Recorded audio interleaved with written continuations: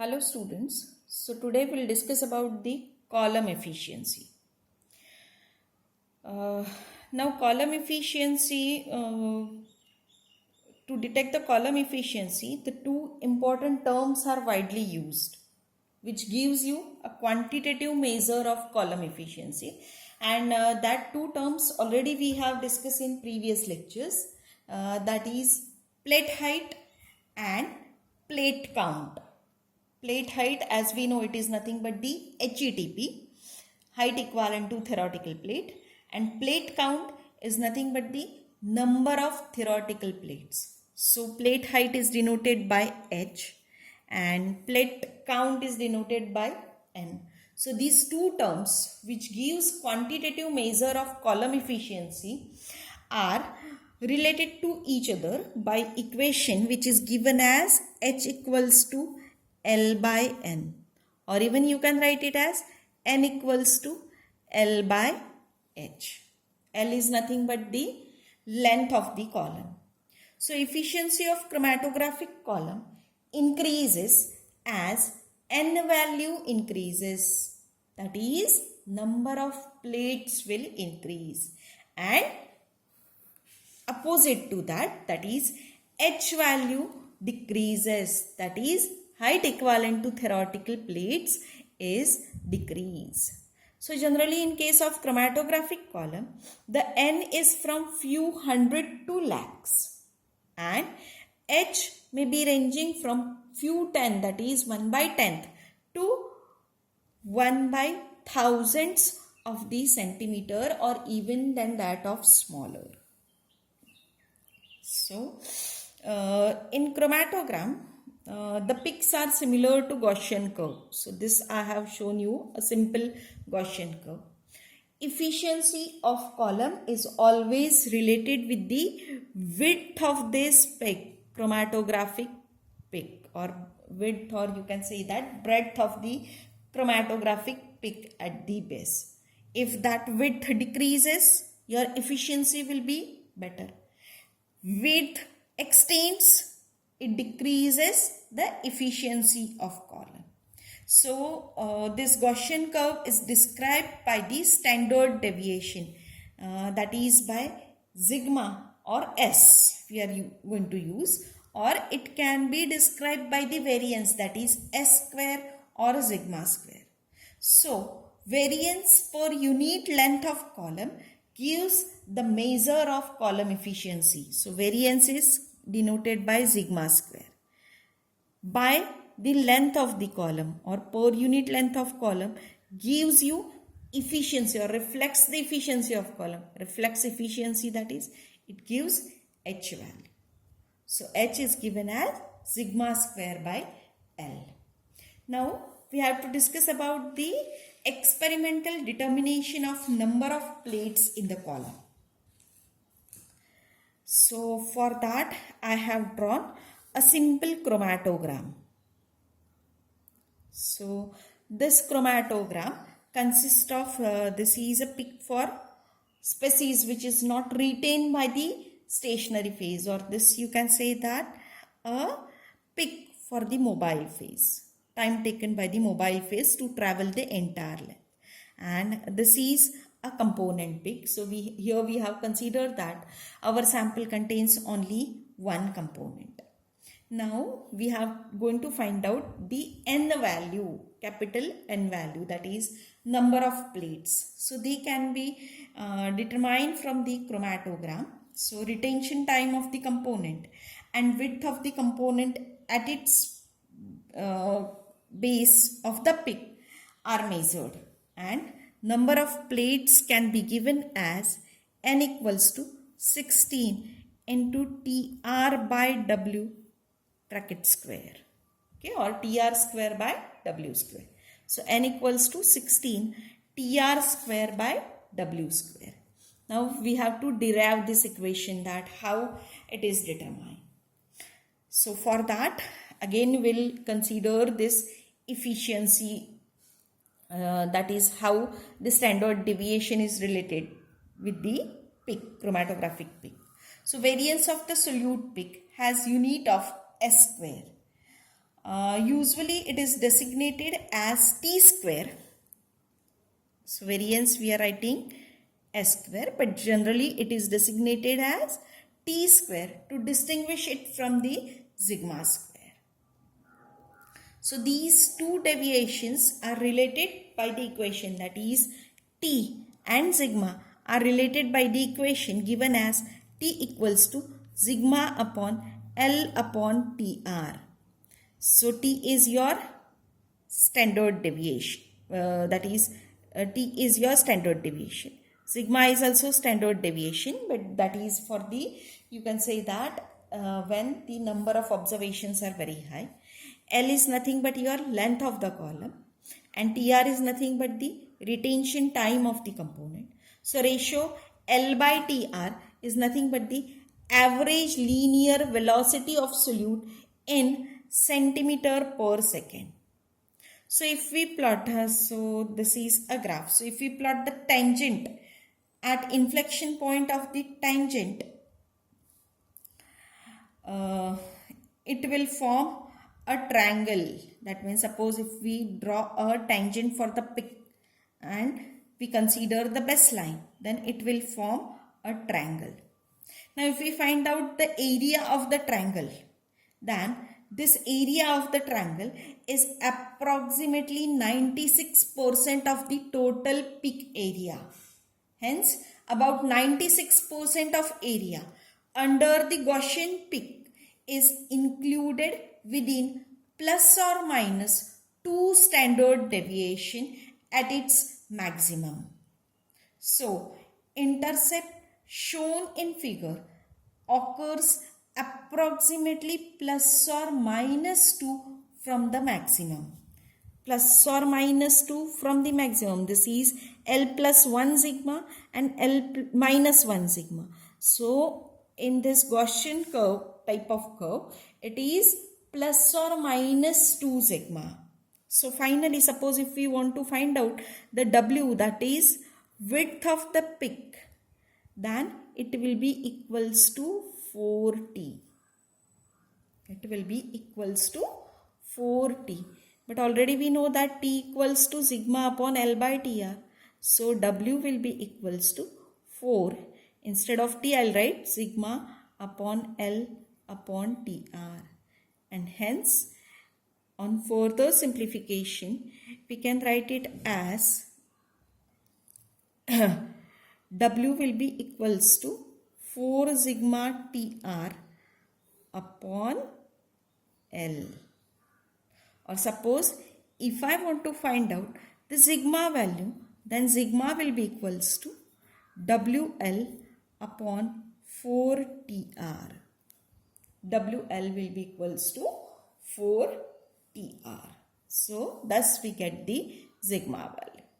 Now we know that already we have discussed that sigma square by L equals to H. So I am going to write the value. H is equals to sigma square upon L. But as we know, sigma is equals to WL upon 4TR. So I am going to put the value in sigma square. So H will be equals to, instead of writing sigma, what should I write? WL upon 4TR bracket square by L. So just I am going to simplify it. So it is nothing but do W square L square upon, instead of 4 square, I will write 16 TR square into 1 by L. So L will get cancelled and finally you will get the equation H will be equals to W square L by 16 TR square. W square L is equals, H equals to W square L by 16 TR square. Now already we know that H and N are related with each other. So H and N are related with each other. So as we know that N equals to L by H. H equals to W square L by 16 TR square. So I am going to put the value over here. So N will be equals to L upon W square L by 16 TR square. So just I am going to simplify it. It will be equals to L upon W square L into 16 TR square. So L will get cancelled, and finally you will get N will be equals to 16 TR square upon W square, or we can write it as N equals to 16 TR by W bracket square. So same equation we got. Hence N can be calculated experimentally by using this TR and W values. So this is a derivation for the number of plates. So just I'll repeat it. We know that as by using the Gaussian curve, the T, that is S and T are same variance. So to avoid confusion, we have denoted by T. So T is related to sigma by this equation. T equals to sigma by L by TR. In Gaussian curve, the width at the base of the peak is plus or minus 2t. So final W can be 4t. So W will be equals to, put the value of t, W will be equals to 4 sigma TR by L, and from that find out sigma value. Sigma will be equals to WL by 4TR. We know that H equals to sigma square by L. So put the value of sigma. You will get H equals to W square L by 16 TR square. We know that N equals to L by H. Put the value of H. You will get N will be equals to 16 TR square by W. So this tells us, this gives us derivation for the number of plates. Now next we have to discuss about the variables which affects the column efficiency. Variables which affects the column efficiency. Now what already just now we have discussed about the column efficiency. So always band broadening, or you can say that zone broadening, or nothing but here, if the width of the peak increases at the base, it reflects the loss of column efficiency. So extent of band broadening, or you can say that width broadening, depends on the flow rate of mobile phase. So it depends on the flow rate of mobile phase. It depends on the diameter of the column and particle size of column packing or of stationary phase, as well as it depends on the temperature and it depends on the length of the column. So these are the variables which affects the column efficiency. Now what is our aim? Our aim is that always we have to increase the efficiency of column. So how it will be increased? We'll discuss one by one this all terms. So length of the column should be as high or as long as possible. Why? Because as length of the column increases, the number of plates will increase. Number of plates increase, number of equilibrium situations will increase, and this will increase the efficiency of the column. So length of the column should be high.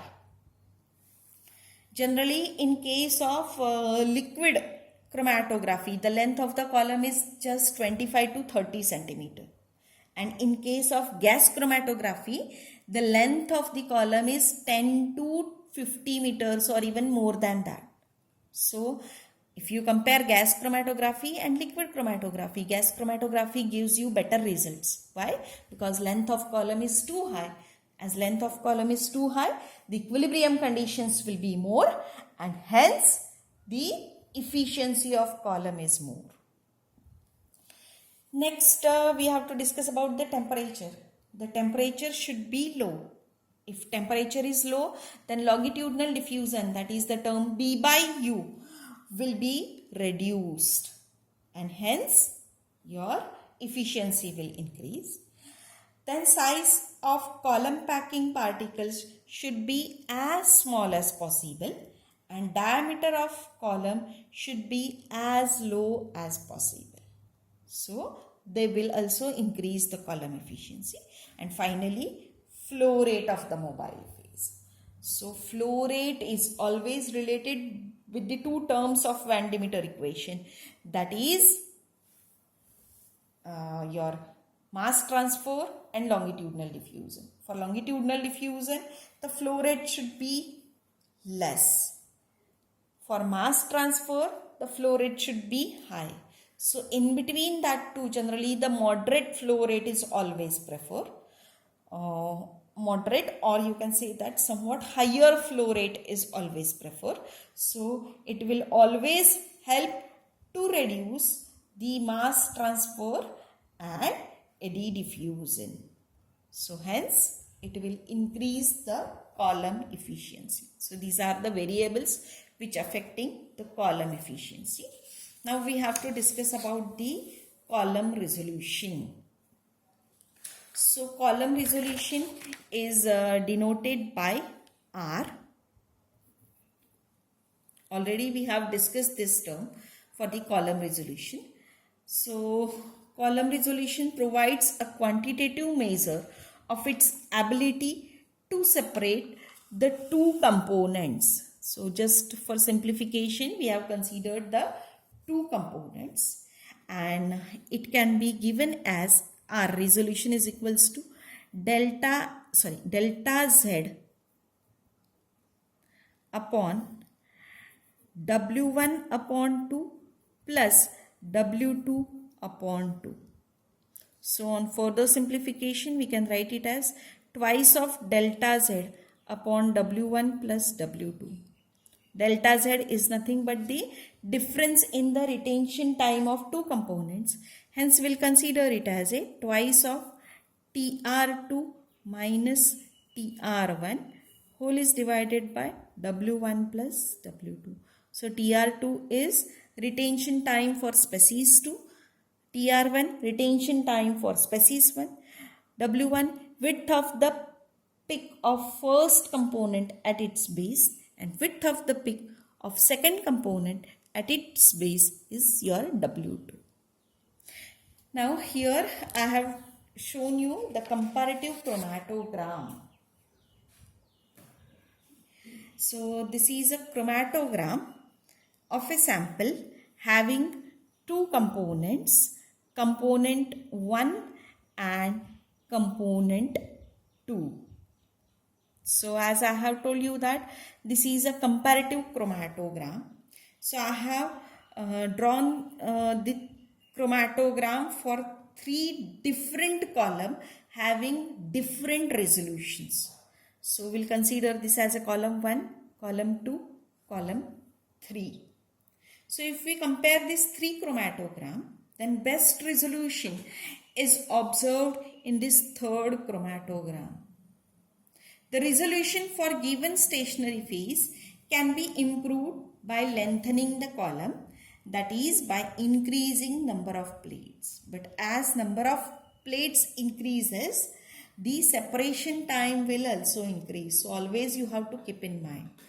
Now here we can compare, this is a first column chromatogram where the resolution value is 0.75. This is a second chromatogram where the resolution value is 1.0, and this one is the third chromatogram where resolution value is 1.5. Now if you compare these 3, then in the first one, as the resolution is less, we are able to identify the two components, but their quantitative measure will become difficult. In second also, the resolution is 1, so somewhat more better, you can say that separation or column efficiency is there, but again quantitative measure becomes difficult. But in the third chromatogram, we are able to detect correctly the qualitative as well as quantitative measurement of the separated components as the resolution is high. So this is all for the basics of gas chromatography. So in next lecture, we'll start with the instrumentation of gas chromatography. Thank you.